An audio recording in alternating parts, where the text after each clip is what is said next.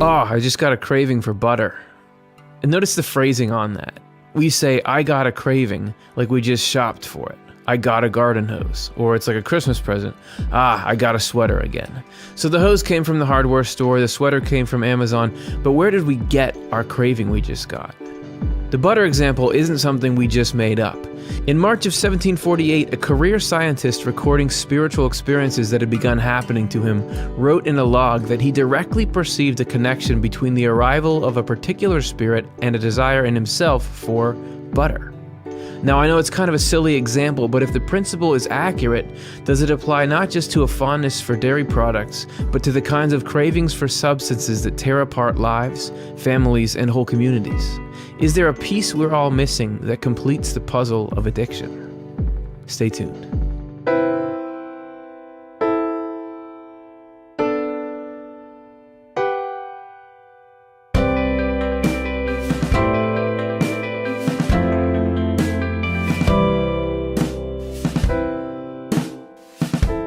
Hey everybody, welcome back to another episode of Swedenborg and Life. Today we're going to be asking, do spirits play a role in addiction? As always, I'm your host. My name is Curtis Childs. And if we're going to do a show that has a topic like, do spirits play a role in addiction? We've got to get some disclaimers out of the way before we start. And the first and most important is that Swedenborg and Life is not medical advice. And it's not greater than or something that supersedes medical advice. We're not trying to say, oh, everything about addictive behaviors and things is spiritual, so forget everything you learned in the physical. The studies that people are doing in the way the brain works around addiction, all the work that physical people have done about it is awesome. Don't throw it away. This is just meant to augment that and hopefully add another layer to it. So we're not trying to make this medical advice that the human race has gathered around it obsolete. We're just hoping to add a layer of information that should be helpful. Also, we're doing a show that's a Swedenborgian look at addiction, but the problem is the term addiction in the current sense that we use it, almost clinical term, wasn't used like this until the 20th century, and Swedenborg was writing a couple centuries before that. So we're taking what he said that seems to apply and we're putting it in there. So we're drawing some lines ourselves. Another disclaimer, we are not saying, because this is a spoiler alert, we will be talking about evil spirits in this show. It does not mean that people who are addicted to any kind of substance or anything else are evil, even if there is an association with spirits like that. It's not the way that it works. It doesn't mean it's a referendum on your character just because of the spiritual dynamic. We're also not going to get into any of the conversations about is there a place for drugs at certain point, and all those side conversations. We don't have time. We're not going to go into those right now. Not to mention, if you're going to be talking about do spirits play a role in addiction, with Swedenborg, that's kind of like asking, are there chemicals in my food? Well, all food is chemicals. Everything is chemical. According to Swedenborg, everything in the heart and mind was intertwined and originates in the spiritual world. So there's no do spirits play a role in everything. We're just looking for what potential role are they playing in the Swedenborgian mindset. With all of that, why would we even want to make a show? Well, it's because the stuff that Swedenborg wrote is so, is so potentially relevant. When you look at particularly his Journal of Spiritual Experiences, he talks about the origin of the nature of cravings and of desires, and it seems like there might be something in there that's not just relevant, but a really important piece in understanding why our minds work the way we do and trying to unravel some of these puzzles. So that's why we're getting into it, and we're going to begin now by looking at the nature of wanting things and where it comes from.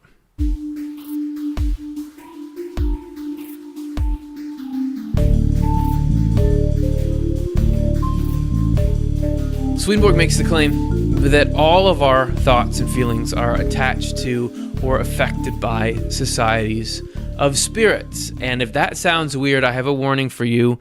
This gets weird. This is going to be, if this is your first time watching this show, it's going to be a pretty intense episode, and we're going to talk about things like spirits affecting thoughts and feelings. We're going to talk about evil spirits.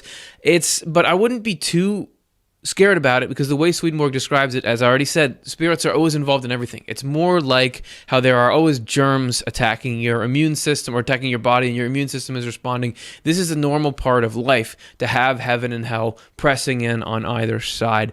And yeah, this is a fasten your seatbelt kind of thing. And with that said, let's see if we can give you your money's worth and get this as weird as possible.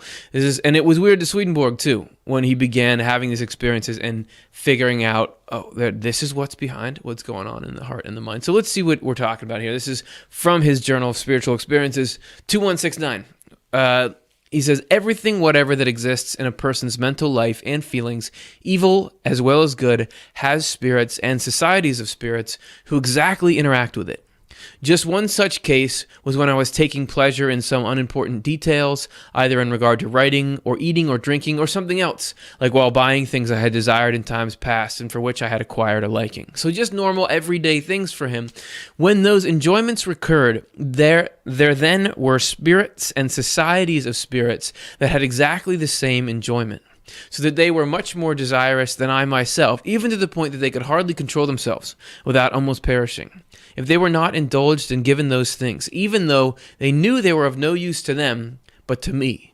So there's not anything mental or emotional in a human being that does not have societies of spirits that indulge and favor it. There is the clinching line. And you may be saying, I never hear spirits talking about that they like the stuff that I like to buy. Well, Swedenborg he was describing this overt nature of his experiences, but he says he deduces from them, this is going on with all of us. We just don't recognize it as spirits. We just recognize it as thoughts and feelings, but the same dynamic is at play in a more subdued way in every person. And the spirits may not be aware of us like they were aware of him, but there's still those forces acting on us. So Swedenborg started to have these experiences, realized how much the spiritual world was influencing this stuff that he liked to do every day, and he started to give labels to these different spirits. Now, spirits, that term in Swedenborg, that encompasses everybody who's ever been alive and died, everyone who's in the afterlife. This could be really good people that he calls angels.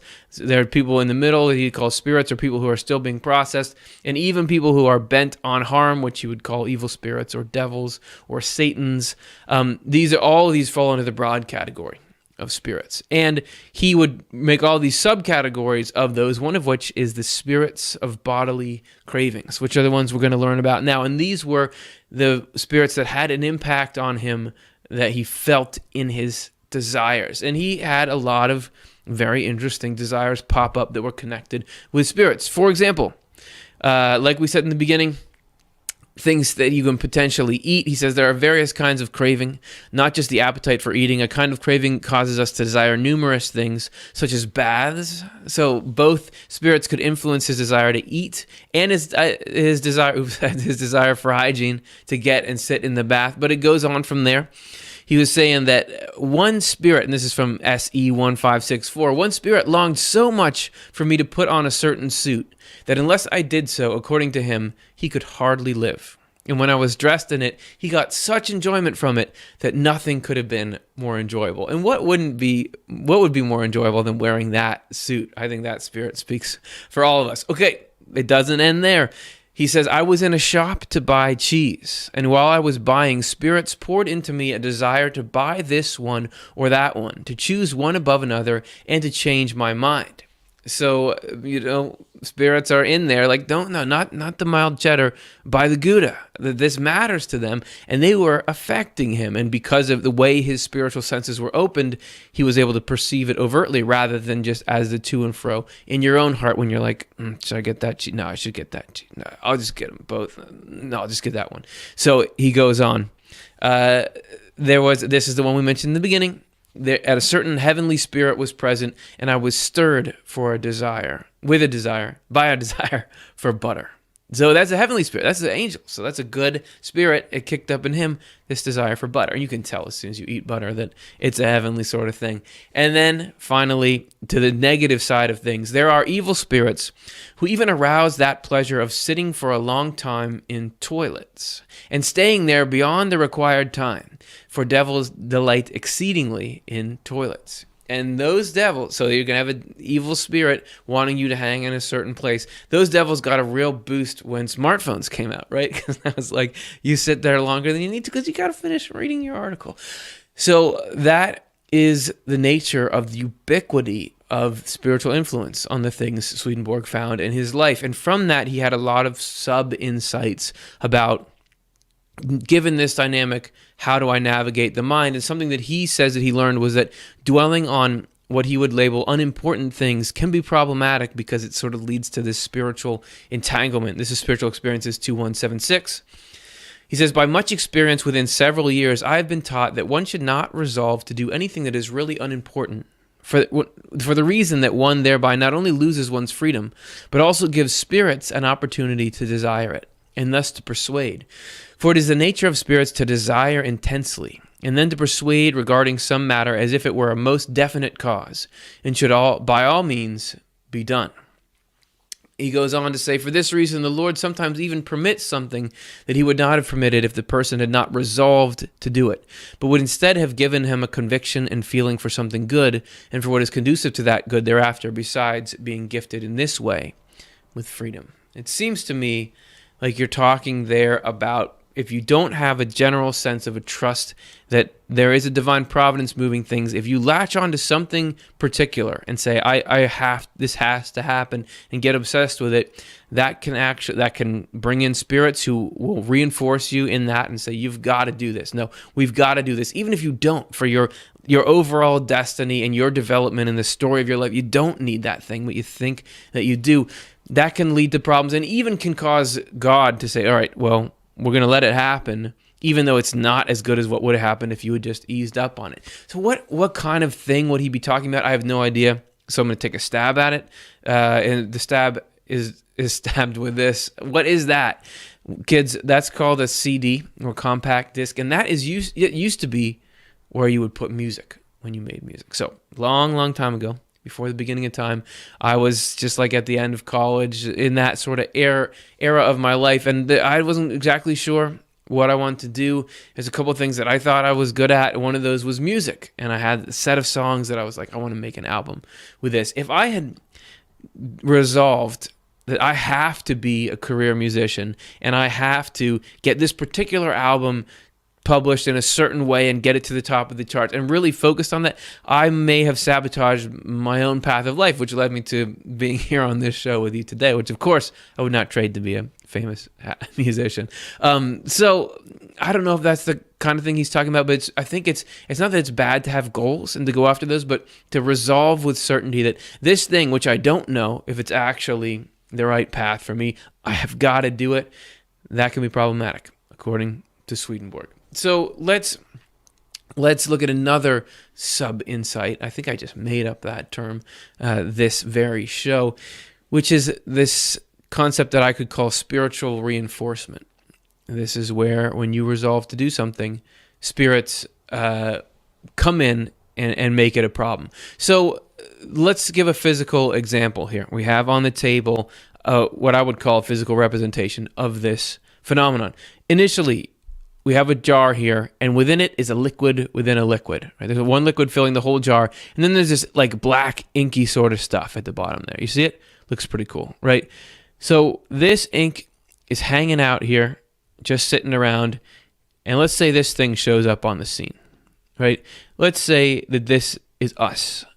Because of the nature of us, some quality that we possess, let's say this here, as spirits in the spiritual world, they're just sitting around, but because we are who we are, doing the thing we do, when we come close, whoosh, we get a reaction. They come pouring in, attracted to the nature of our life. And you see, the more they come, the more they attract. So how does that play out in the spiritual world? Well, let's show a little diagram. So if you can insert your behavior here, whatever it is, and it can be your own personal vice or whatever. But look, this is how it works. We're here, put our hands in our pockets, doing something. Right? We are doing something. Whatever we do, that's like that magnet to spirits in the spiritual world who are into that same sort of thing. So whatever it is, that attracts them. And once they're there, then they start to put their will behind it and get you to want to do that thing more and again. And if you keep doing it, the larger your crowd, remember how that ink, that metallic liquid just came in, more spirits see that and they come over like, hey, what's going on? What's going on? And that further reinforces the behavior, right? So we end up with a whole phalanx of these spirits that becomes pretty tough to break. And so the more that you participate in things, the more that they solidify. And this starts to lead us into these human behaviors that are very hard to break out of. And so far we've been given silly examples, right? We're talking about looking at stuff on, or looking at butter, or sitting on the toilet. But it gets a little darker and a little more intense in Swedenborg's work. For example, there were spirits that tried to force him to look at unpleasant or revolting things as he was walking down the street. This is his words describing that experience.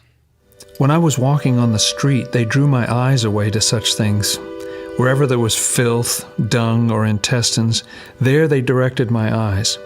Even though I was unaware myself where these were on the street, because I do not pay attention to such things, they nevertheless saw them without my notice, and forced my eyesight in that direction, whether it was to the side or around my feet, either near or far away, and they would not turn my eyes toward anything else. And I was told that this is the nature of those who are cruel and adulterous. Have you ever felt like that? Or I don't really want to have these things catching my eye, but they are, or the poll when you're on your phone and there's like all these ads down the side, you're just like, I can't. Is that the same sort of phenomena pulling through? You may have noticed that he said there were intestines on the street. That's the 18th century for you. Butcher is throwing that stuff out. There's all kinds of filth on the streets, and he didn't want to look at it, but they're pulling him in this direction.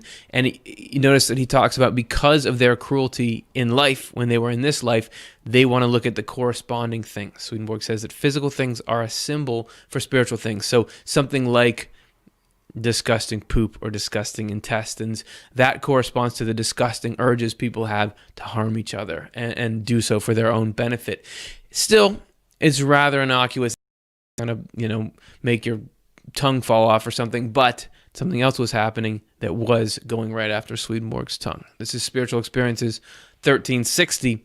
He says that there are also among spirits those who hate truth, and for various reasons, and indeed spirits of whom no one could have ever suspected it, they have bothered me for a long time, in fact, for weeks, for even over a month, and have brought on that kind of hazardous impulse to put my tongue between my teeth and then bite it off. Ugh. I've complained about this for a long time, finding it unbelievable that any person should be troubled by such an impulsive urge.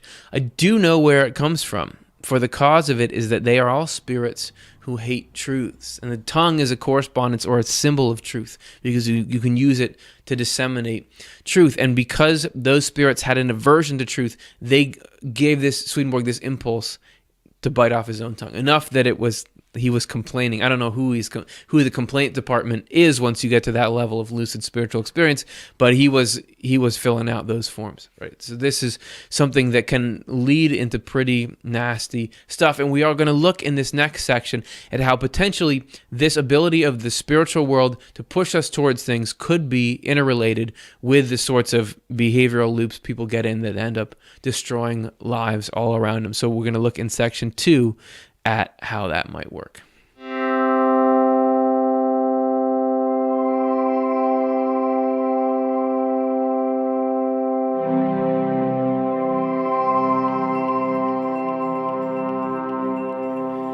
And for this section, we're going to bring back an old friend of the show that we've had in a couple of episodes here. Maybe you've seen him. His name is Jerry Marzinsky, and he first appeared in this episode, How to Deal with Evil Spirits.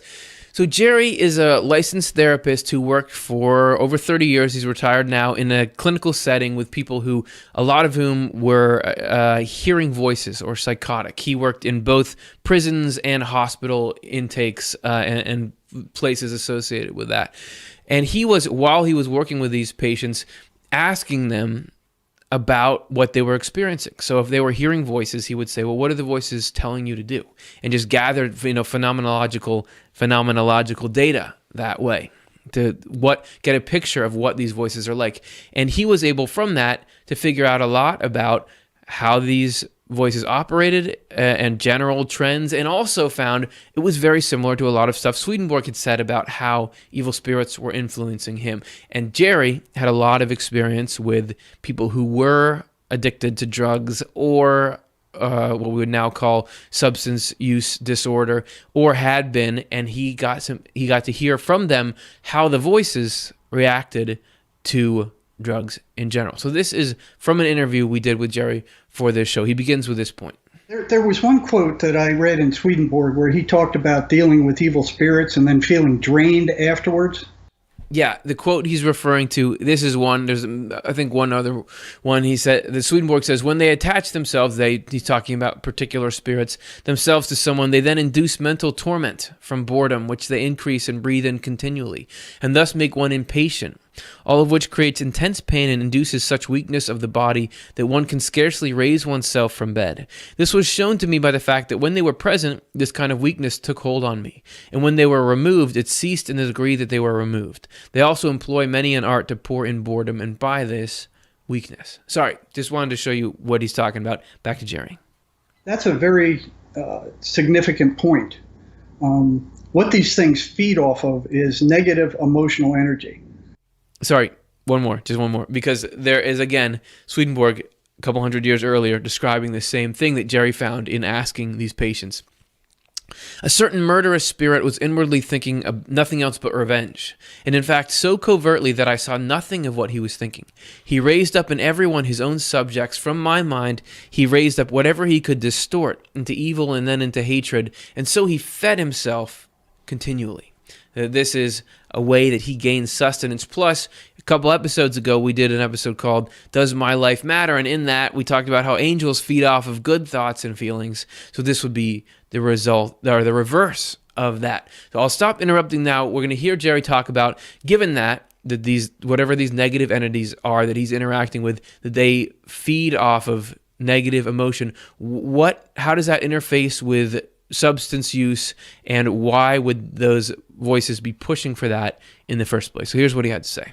And that's what they get out of the drug use, because the drugs at first, what they want is drugs that feel good at first, and they help the person calm their nervousness and their anxiety, and they change the way you see things, so it's novel. And it's easy. It's you don't have to work like meditation. So what they want is a drug that feels good at first, but the withdrawal is extremely negative, right? And once you feel bad, like Swedenborg said, once you feel bad, then you start thinking bad, right? And then they jump on that and they expand those thoughts as much as possible. It's like they pour gasoline on the fire. So you feel good at first, you get the high, you're feeling wonderful, and then the withdrawal becomes extremely nasty the further you go. So bottom line, what these things are after is to turn your emotional energy negative. And believe it or not, in interviewing these patients, he found out that there is a hierarchy of preference for drugs, for these voices or for these spirits. In case you want to know, this is what they're pushing for. He says crystal meth is by far the top, and that they'll try to get people who are psychotic to be using that, or sometimes psychosis meth use will trigger the start of the voices. He put spice up there, which is like synthetic marijuana. It's called synthetic marijuana. It's actually quite a different chemical. He said those two they're after. Heroin and alcohol are about the same in terms of how much the spirits want to get them, and then cocaine after that. Those are the top, because they create this cycle that he's talking about of heavy withdrawals and negativity and this craving for it. I want to focus a little bit on alcohol here and the craving for alcohol, because Jerry gave this interesting anecdote about a guy who was in the prison system and had come through all these different units and ended up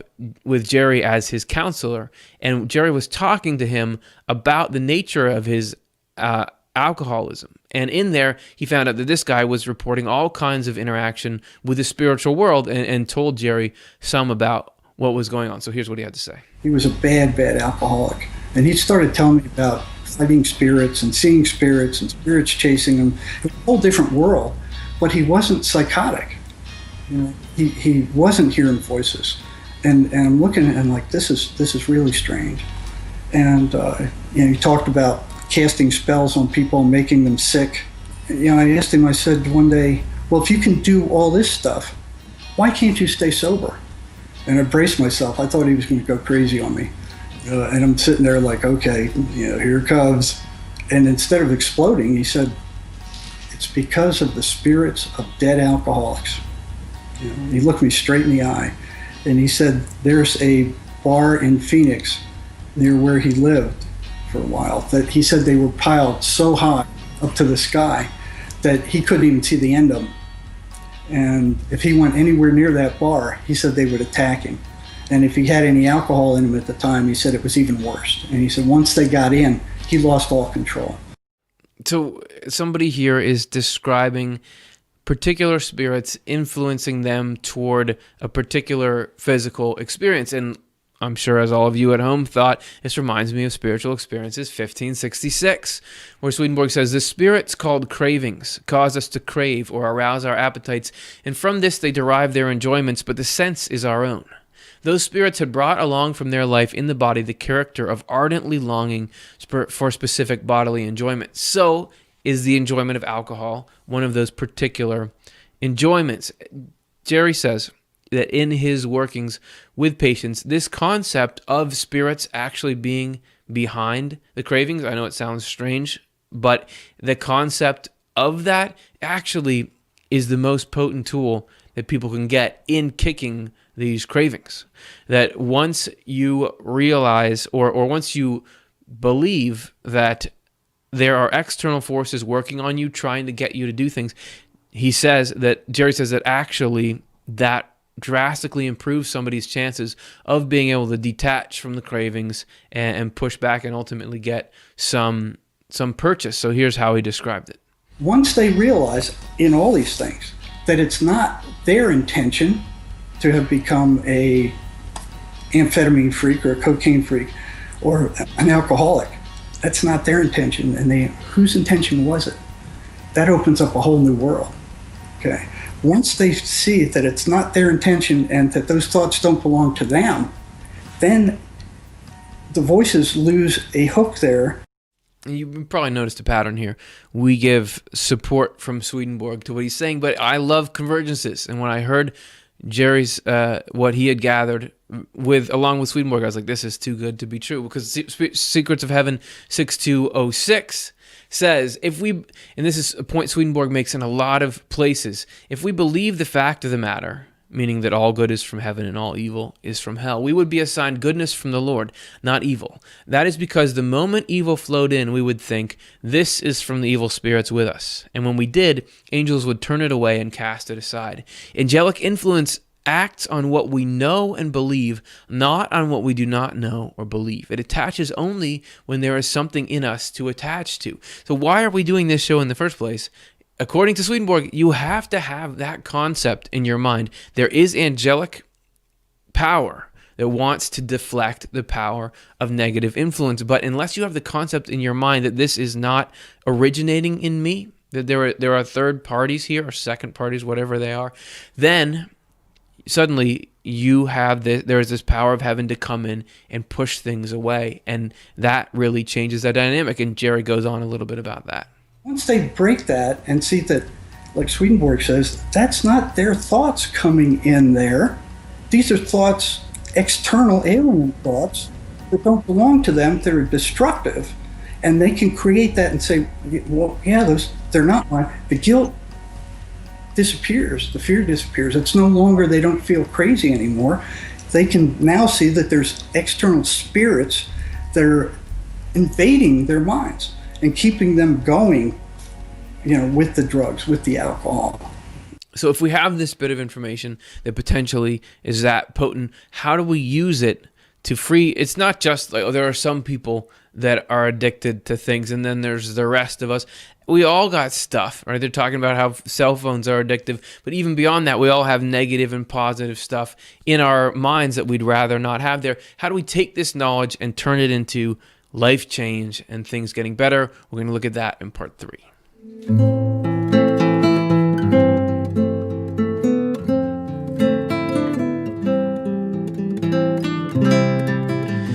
All right, so how do we put this stuff into action? To be free of this, we need what are essentially two psychological tools, and they are rationality and conviction. And we're going to look at what each of those means. First, to the importance of rationality. Swedenborg says rationality is essential. Our ability to make free, rational decisions about what we prioritize in life is essential not just to navigating physical life, but it's essential to our spiritual growth as well, which is another reason perhaps why hell is trying to push for things that disrupt our rationality, such as getting too wrapped up in a particular substance. And we have Dr. Soni Werner explaining a little bit about why and how becoming dependent on a substance interferes with the rational brain. So here she is.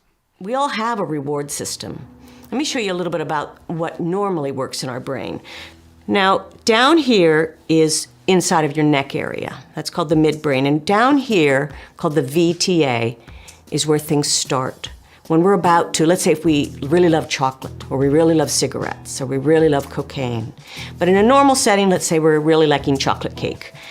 Down here is where things start. And it goes up here to the NA, which is the nucleus accumbens. And right there, that's what releases dopamine.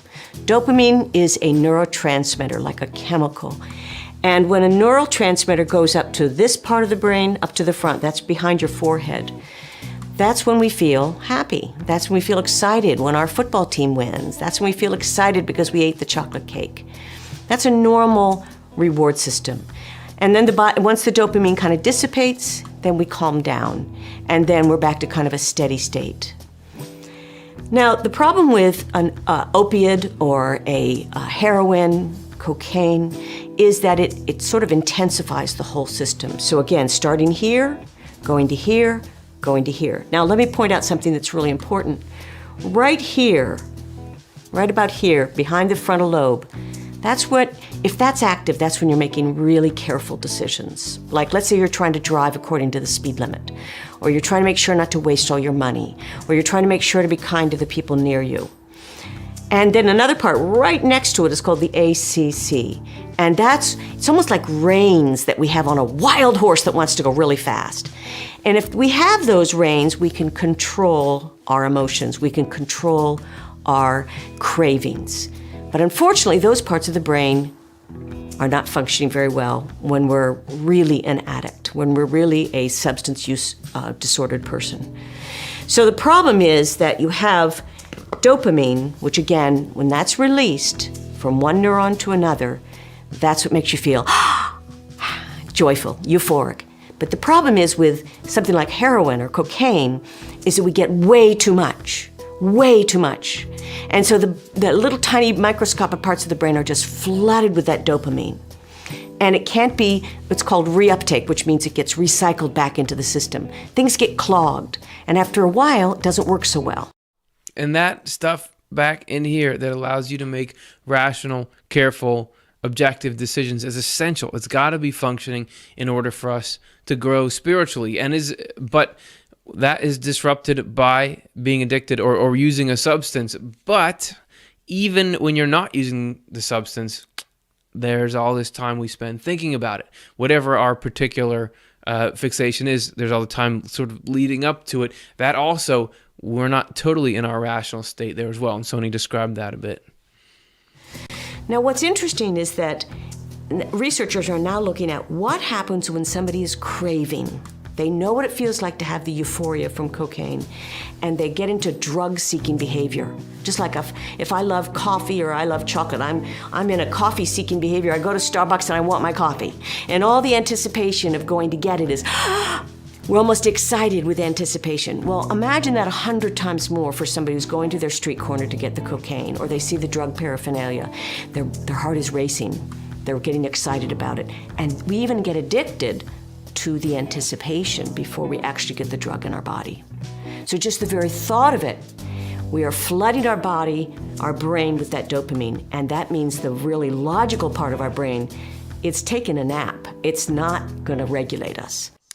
And why am I going on, or why are we going on so much about rationality? Why does it matter? From a Swedenborgian perspective, let's lay out the importance of rationality in the mind. And here's a little chart to help us along. So that's our mind on the left, right? You have your higher, most basic division is the higher and lower mind.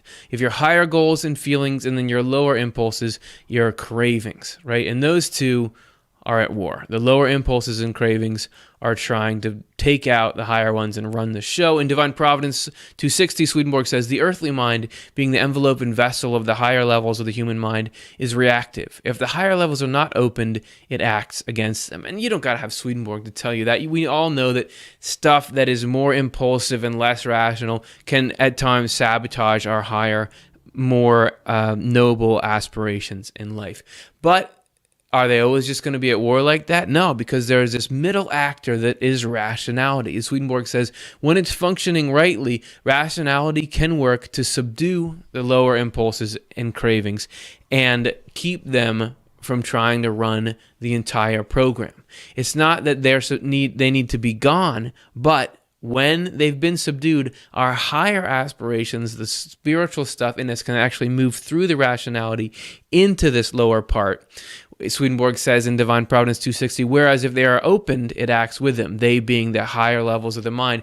So it becomes that we're not getting rid of the lower, more superficial cravings in life, but they are turned towards things that can cohabitate with the higher, more important goals, the spiritual things in life. So the three work as this system together. That's how it's meant to be, all the parts functioning together rather than fighting against each other, and it ends up with the best scenario for us. However, there are things that can interrupt it. We're going to look at two. Swedenborg says mental illness can kind of put it on pause. He says mental illness deprives us of rationality and therefore of the freedom to act rationally, that it's hard for us to have a rigid barrier between the two or create order. And also, the other side of it is what he calls a bodily disorder that affects the brain.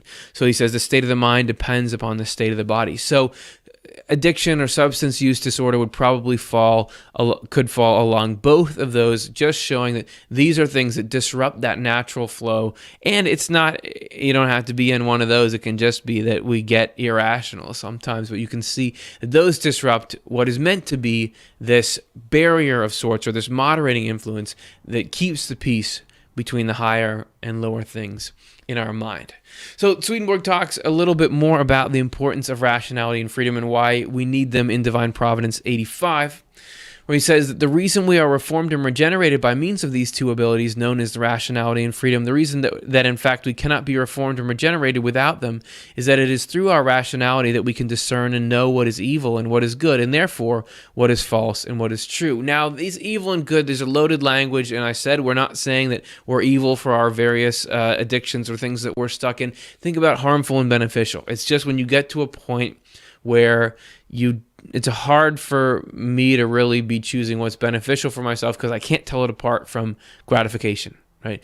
So he says, then through our freedom, we can intend what we discern and know. And in case, we all have areas we're working on in this, in case you want some resources, like I said, we're not medical advice. If you are wondering, do I have some kind of disorder around this stuff? Here's a good website that has sort of a criteria for what being addicted to something is. This is an interesting video about how the whole dopamine cycle works and everything like that. Like I said, go out into the world, find out what people have learned. That's the medical advice. If you don't have a solid foundation in that, nothing we're talking about here is going to be helpful. You've got to take care of it on all the levels. That said, we are talking about it from a spiritual perspective here, so why don't we see, are there any spiritual tools that can augment the physical or natural tools that we have? We're going to look at how to break out, and that really can be a part of our spiritual practice. And to get at how that happens, you got to talk to someone who's been there and who has used spirituality to get out. So we called up our buddy Peter Rhodes, an author who's been on our show before, and he's talking here a little bit about his journey out of addiction through spiritual means, and he's first talking about what it's like to be in it. You'll find yourself doing things that you don't even want to do. because you know the price and you'd rather skip it, but you're powerless over that addiction. So even though you know going to that bar and having that one drink isn't going to work, and you want to be able to go home, you can't do it. And that might bring you to a program, and I use the 12 steps sort of as a spiritual path. And the first one is I'm powerless over being selfish, my life's unmanageable. Step 2 is there is another will. And if you turn this issue over to, rather than your attorneys for your ego, and a kingdom divided can't stand, so it ain't gonna work. If you turn your will over to another will, a higher will, a more powerful will, things might be possible. And then, of course, step 4 through 10, you look at that will, you admit you're powerless over it, you admit you're selfish, you humbly ask God to take it. And could you replace that will with your will? Because then, even though I want to stop at the bar, you might be able to drive me home. And that was my experience, is his will can do things that I can't do. So it says God does for you what you couldn't do for yourself. And then when you start to experience that new will, because that makes things good, because it's a good will. So you start to get along a little better at work. You start to not get pulled over by the police. Everything starts to work better. So you are missing the high you got, the friendship you got, but you're starting to see things work, and you start turning more of your life over to that will, till eventually that is the will that becomes as if it were your own. Of course, it's God's will. And we'll see what Peter is describing there, that he feels like God gave him, is what I think Swedenborg would call a conviction, which is our second tool here. And there are positive and negative convictions as Swedenborg describes them. He basically defines the term as the resolve to do something good. We talked before about the resolve to do frivolous things and how that's not helpful, but it's deciding that I'm going to, even if I have feelings in myself that go against it, I would like to work in this particular direction, or ask for God to work through me in this particular direction. And Swedenborg talks about these convictions and their potential power. Spiritual Experiences 2:9-6. He says, convictions clothe the person with a nature, and then spirits of the same nature are associated with the person. So here we get into changing our spiritual neighborhood. He says in Spiritual Experiences 2:8-2, once one has been imbued with a conviction that is true and good, and has been strengthened in it by the Lord, so as to be held in the conviction, one can never be torn away from it. So we can get these things implanted in us, which become this permanent part of our character if we're willing to work with the divine on it. It's the reverse of what we saw before. When we talked about this spiritual negative reinforcement, the same thing happens positively. So let's say we're hanging out, we've got some positive conviction or behavior, or we've got a conviction in our mind and a behavior that comes from it. Angels zoom into that. I mean, angels home in on that just like negative spirits home in on negative behavior. We begin to get heaven reinforcing the good things we do whenever we do them. And the more heaven is involved, the more heaven comes in and becomes involved. So even though we're just hanging out, it feels like you're just doing a small good thing, all these good spirits are trying to work with you. So that made it look like it's pretty fast. It's just the time of like putting your hands in your pockets and like thinking about something good. But it happens gradually. As we all know, there is a gradual change to build good habits. Swedenborg discusses this, Spiritual Experiences 2:9-8-8. While something of conviction can be given to us so that doubt would not thus arise, to be given conviction in one state and in one moment is not sufficient. For when the state changes, and the next moment we are as we were before. Meaning, so convictions are given by many, I'll tell you what it means after, by many confirmatory things, and little by little, or gradually, thus imparted by the Lord according to an order, and according to a person's nature and character, so that it will take root, and then the person is convinced, like the angels, and it can be elevated into conviction by the Lord. For all states of conviction belong to the Lord, all states of positive conviction. All that means is you make a New Year's resolution in the moment. Of course I'm going to do this. It makes so much sense for my life. Why wouldn't I do something like this? Then you get busy, or you get tired, or you get bored, and I don't want to do this anymore. So to make a conviction stick, we have to commit to it in when things are going well, when things are not going well. In all these different states of mind, we want to, and a conviction will be something really like, I want to do what's best for the world. I want to do something that's good. That would be a true conviction, something spiritual, something higher. But if we do that, God can work into us and give us this power and this new spiritual neighborhood that will change things. So let's take a look at what we've learned today in our wrap-up segment. We've been looking here, investigating the possibility that all instances of us craving and preferring things could have spiritual influence tied up in them. The Swedenborg certainly seemed to indicate that there was this interplay happening all the time. So the dark side of this spiritual instigation and reinforcement part of what explains why addiction is so predatory, persistent, and acts so forcefully against our best interests, right? Is that reinforcement making it hard to break out? But most importantly, is the knowledge of the spiritual side of things a key that can help free us, a way to overthrow unwanted spiritual interference in our lives? And can we replace that influence with positive convictions that can really lead to us being free? Freedom is the goal. It's the birthright of every human being. It's something that we want to be able to have in ourselves, to be free and rational, and learn how we can support other people in being as free and rational as they can be. And hopefully we use that freedom to lead us to these convictions, to do good things, and that has spiritual strength in it. That makes it harder and harder for the dark side of things to influence us. It makes us stronger, and the stronger we are, the more we can help other people, and the stronger other people are, the more they can help us when we need it. That's the point. We're all trying to figure out how to maximize the ways in which we help each other and spend our lives doing the things we really want to be doing rather than the things that some, questionable spiritual influences want us to do. It's not really in our best interest.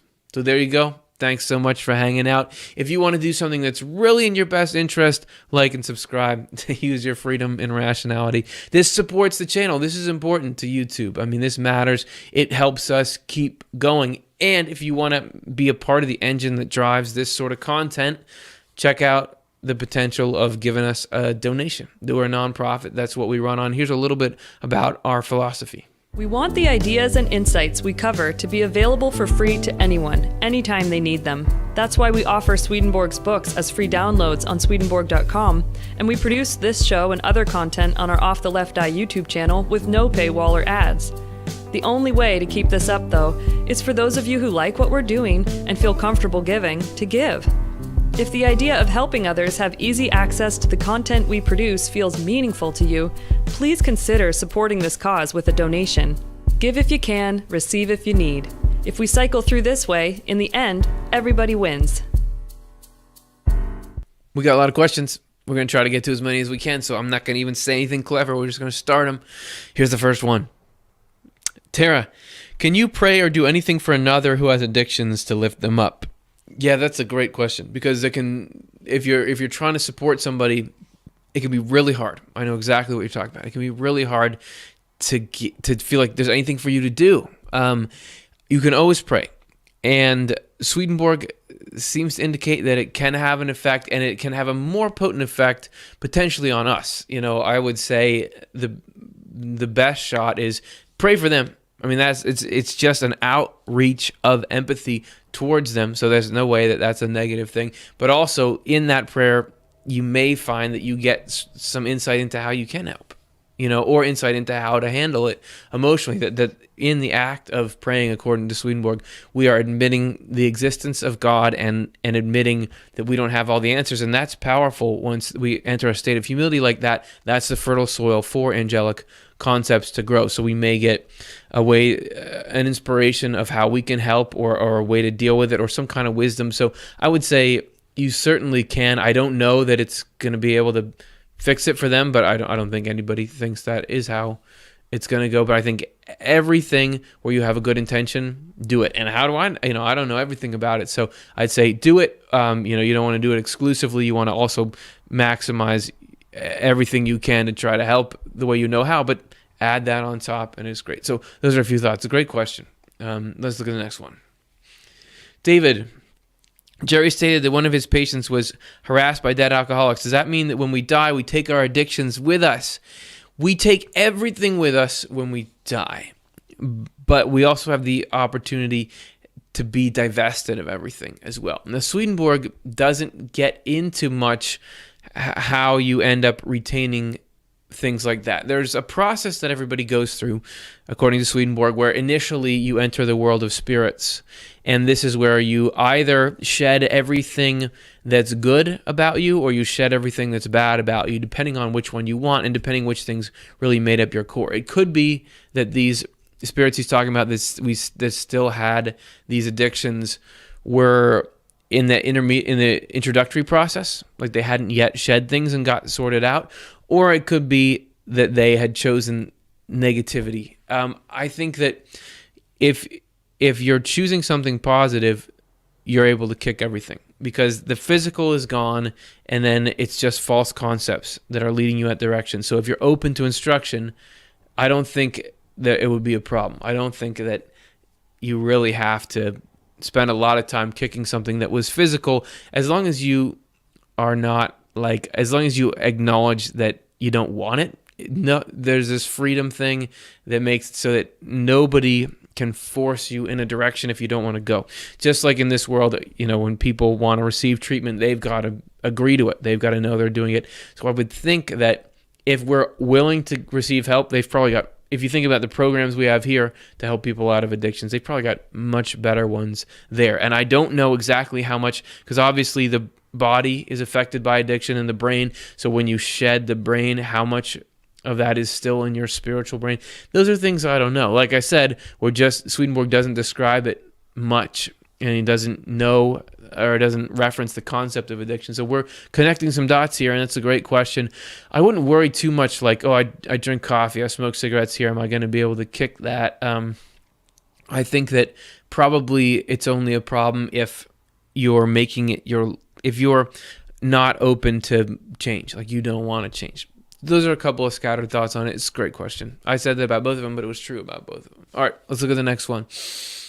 Terry, why would the spirits of dead humans be given the right to torture others and not have to suffer for their own lives on Earth before they died?